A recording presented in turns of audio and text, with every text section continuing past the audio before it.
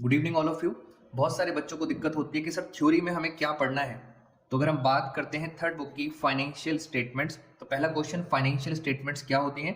तो financial statements के अंदर statement of profit and loss आता है, बैलेंस शीट आता है, नोट्स टू अकाउंट आते हैं और कैश फ्लो स्टेटमेंट। तो ये है फाइनेंशियल स्टेटमेंट का आंसर। जब हम बात करते हैं एनालिसिस की, एनालाइज कैसे करते हैं फाइनेंशियल स्टेटमेंट को, तो इस चैप्टर में से सिर्फ 3-4 क्वेश्चन से इंपॉर्टेंट।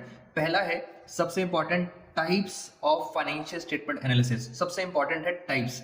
सेकंड क्वेश्चन है limitations of financial statement analysis और थर्ड क्वेश्चन है आपका tools and techniques of financial statement analysis. तो सिर्फ इतना ही पोर्शन करना है थ्योरेटिकली। अब हम चलते हैं सबसे पहले types of financial statement analysis. तो अगर हम टाइप्स की बात करें, types of financial statement analysis, तो उसमें एक होता है एक्सटर्नल एनालिसिस, दूसरा होता है इंटरनल एनालिसिस। नाम से पता लग रहा है external analysis is conducted by the outsiders, जो बाहर वाले एनालाइज करते हैं उसे बोला जाता है एक्सटर्नल एनालिसिस। जैसे इन्वेस्टर्स, क्रेडिटर्स, गवर्नमेंट, ये सारे बाहर वाले हैं।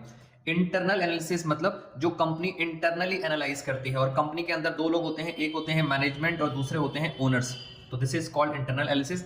इससे ज्यादा इंपॉर्टेंट है नीचे हॉरिजॉन्टल एनालिसिस क्या होता है, और नेक्स्ट पेज पे हम पढ़ेंगे वर्टिकल एनालिसिस क्या होता है। तो आपने सबसे इंपॉर्टेंट तो ये है, इसके अलग अलग नाम से याद रखने हैं। हॉरिजॉन्टल एनालिसिस का दूसरा नाम टाइम सीरीज एनालिसिस, एक और नाम होता है डायनामिक एनालिसिस। आपको ये याद रखने पड़ेंगे एमसीक्यूज के लिए। हॉरिजॉन्टल एनालिसिस यूजफुल होता है ट्रेंड एनालिसिस के लिए, और इसके अंदर हमेशा जो भी डेटा होता है वो सेवरल ईयर्स का होता है, यानी 1 साल से ज्यादा का डेटा होता है। नीचे लिखा भी हुआ है 2 और मोर पीरियड्स।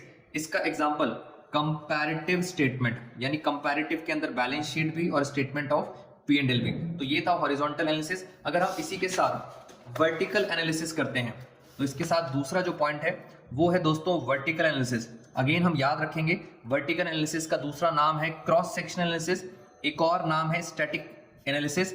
वर्टिकल एनालिसिस में सिर्फ 1 साल का डेटा होता है, फाइनेंशियल स्टेटमेंट ऑफ 1 पीरियड, और जिसका बेस्ट एग्जांपल है कॉमन साइज स्टेटमेंट। हॉरिजॉन्टल में था कंपैरेटिव और वर्टिकल में था कॉमन साइज स्टेटमेंट। एक और होता है रेशियो एनालिसिस, क्योंकि रेशियो भी हम 1 साल का डेटा लेते हैं रेशियो के अंदर। तो ये हो गया हमारा टाइप्स ऑफ एनालिसिस। अगर हम आगे चले तो आगे मैंने आपको बताया था नेक्स्ट क्वेश्चन है दोस्तों limitations of financial statement analysis. Quality aspect हम इग्नोर करते हैं क्योंकि हम सिर्फ मॉनेटरी वैल्यू को ध्यान में रखते हैं। तो ये किसकी लिमिटेशन है? विंडो ड्रेसिंग मतलब हमारे अकाउंट्स में कुछ ना कुछ मैनिपुलेशन होता है। आपको ज्यादा नहीं पढ़ना, सिर्फ बस इतना ही थ्योरेटिकल पार्ट पढ़ना है। हेडिंग्स याद रखना, ignore price level changes, personal judgments, conservative approach और हिस्टोरिक इन नेचर, मतलब हम कॉस्ट पे रिकॉर्ड करते हैं, मार्केट वैल्यू पे रिकॉर्ड नहीं करते। और लास्ट जो मैंने आपको बताया था वो था टूल्स।